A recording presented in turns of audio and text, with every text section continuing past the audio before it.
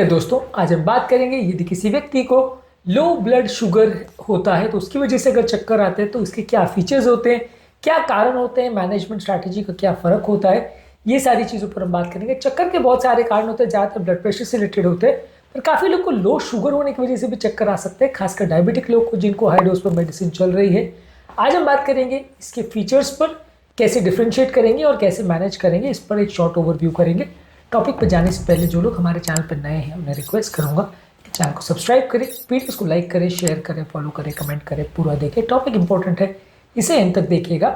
चलिए शुरू करते हैं।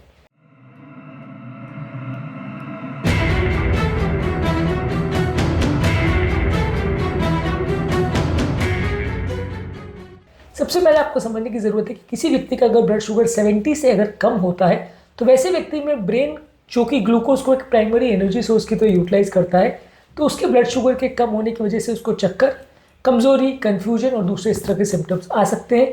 इस तरह के पेशेंट्स में ज़्यादातर चक्कर आने का सिम्टम काफ़ी कॉमन होता है। बाकी फीचर्स भी आपको साथ में मिलेंगे, जैसे हाइपोग्लाइसीमिया की वजह से कमजोरी होना, बेचैनी होना, भूख ज़्यादा लगना, धड़कन ज़्यादा बढ़ जाना, पसीना ज़्यादा आ जाना, पर चक्कर भी इसका एक इंपॉर्टेंट फीचर है। इसके क्या कारण हो सकते हैं? अगर डायबिटीज़ है किसी व्यक्ति को और वो अगर हाई डोज इंसुलिन लेता है या डायबिटीज़ की मेडिसिन लेता है और खाना नहीं खाता है, शुगर ज़्यादा लो हो जाता है तो चक्कर आ सकते हैं। यदि व्यक्ति खाना मिस कर देता है और दवा ले लेता है तो भी ऐसा हो सकता है। यदि कोई व्यक्ति बहुत ज़्यादा मात्रा में एक्सरसाइज कर लेता है और उसके साथ कुछ एक्स्ट्रा खाना नहीं खाता है या दवाई अपनी रेगुलर लेता है, एडजस्टमेंट जो करना होता है वो नहीं कर पाता है तो भी शुगर लो हो सकता है। और अगर कोई व्यक्ति खाली पेट अगर ज़्यादा मात्रा में अल्कोहल ले लेता है तो भी इससे शुगर लो हो सकता है। तो ये सारे कारणों से डायबिटिक पेशेंट में शुगर लो हो सकता है। नॉन डायबिटिक पेशेंट में भी किसी व्यक्ति को रिएक्टिव हाइपोग्लाइसीमिया हो सकता है। अगर बहुत ज़्यादा सडन हेवी कार्बोहाइड्रेट मील अगर वो ले लेता है तो उसके बाद ब्लड इंसुलिन लेवल एक बार बहुत स्पाइक करता है, फिर सडन शुगर ड्रॉप करता है, तो वैसे व्यक्ति को रिफ्लेक्स हाइपोग्लाइसीमिया हो सकता है, चक्कर आ सकता है। ऐसे मैंने कई पेशेंट देखे हैं जो कि नॉन डायबिटिक है, मीठा खाने के बाद सडनली 15-20 मिनट के बाद उनको चक्कर आ जाता है, बेहोश भी हो जाते हैं, ऐसा होता है कॉमनली। तो ये आपको समझना ज़रूरी है कि सडन बहुत हाई मात्रा में कार्बोहाइड्रेट जो कि बहुत जल्दी ब्लड शुगर लेवल्स बढ़ाता है, उसके साइड इफेक्ट से ऐसा हो सकता है। यदि कोई व्यक्ति लंबे समय तक फास्ट करता है और कुछ नहीं खाता है तो शुगर लेवल्स लो हो सकते हैं। यदि कोई व्यक्ति को एड्रिनल या पिट्यूटरी की कोई प्रॉब्लम है, जो कि बेसिकली हार्मोन्स है जो कि ब्लड शुगर वैल्यूज़ को कंट्रोल करने में कुछ हद तक मदद करते हैं, उसकी अगर कोई प्रॉब्लम हो तो भी ऐसा हो सकता है। यदि किसी व्यक्ति को लिवर की कोई प्रॉब्लम है तो इस तरह के पेशेंट्स में भी ब्लड शुगर लेवल्स हो सकता है, हाइपोग्लाइसीमिया हो सकता है।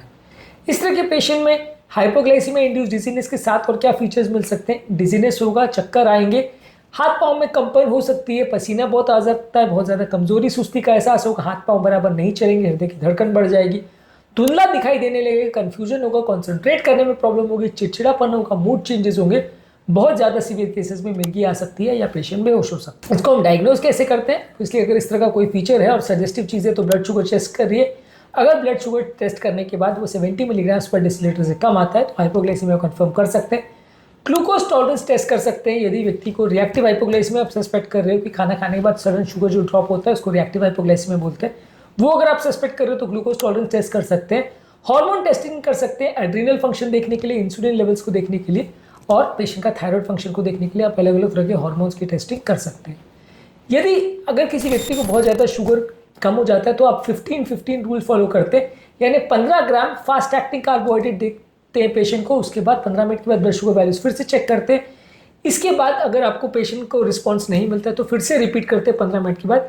ये 15 ग्राम जो आप शुगर दे रहे हो उसमें रेगुलर सोडा दे सकते हो, आधा कप फ्रूट जूस दे सकते हो, 1 चम्मच शुगर या शहद दे सकते हो। वैसे ज़्यादातर मैं लोगों को रिकमेंड करता हूँ कि ग्लूकोज पाउडर पानी में डाल के डायरेक्ट ग्लूकोज पाउडर दे, वो सबसे रैपिडली एक्टिव होता है। शहद, चीनी, बिस्किट, चॉकलेट कोई भी चीज़ को असर करने में काफ़ी टाइम लगता है, शुगर यानी चीनी को भी असर करने में काफ़ी टाइम लगता है, लेकिन ग्लूकोज पाउडर सबसे जल्दी असर करता है। हाइपोग्लाइसीमिया के पेशेंट में ग्लूकोज पाउडर सबसे ज़्यादा इफेक्टिव होता है। इसके अलावा इस टाइम पे आपको फैट और प्रोटीन वाली चीज़ें नहीं लेनी चाहिए। जो भी चीज़ में फैट मिला हो वो शुगर के एब्जॉर्प्शन को स्लो कर सकता है, तो शुगर और ज़्यादा देर तक रिस्पॉन्ड ना करे, ऐसा हो सकता है। तो उससे मैं प्योर ग्लूकोज ही लीजिए। ग्लूकोज के साथ यदि आपने कोई चर्बी वाली चीज़ या कोई फैट वाली चीज़ या कोई प्रोटीन वाली चीज़ खा ली तो वो एग्जिस्टिंग जो ग्लूकोज है उसके बढ़ने की प्रोसेस को और स्लो कर सकता है, जिसकी वजह से आपका हाइपोग्लाइसीमिया और डिले हो सकता है।